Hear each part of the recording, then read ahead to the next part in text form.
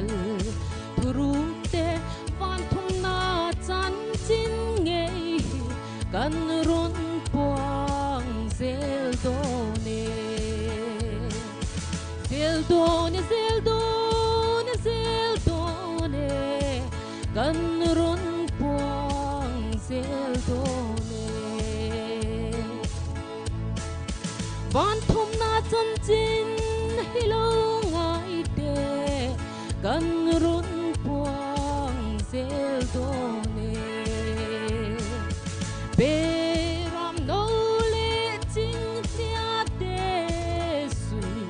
lung rualing sa kay bak nei le pong pa te lim ten kan le dial dial dial dial dial dial kan leng sa dial dial inti nat na rin velo lalpat lang tiang ma beram no la thar sa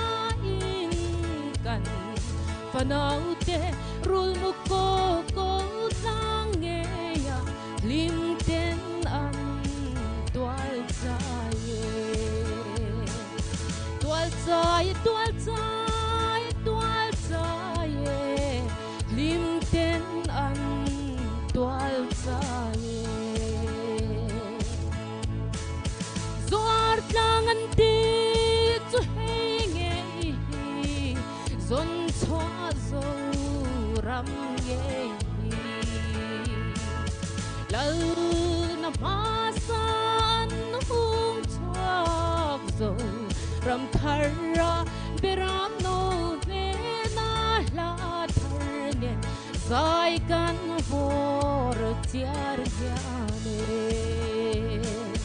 tiar hyane tiar hyane tiar hyane zai kan vor tiar hyane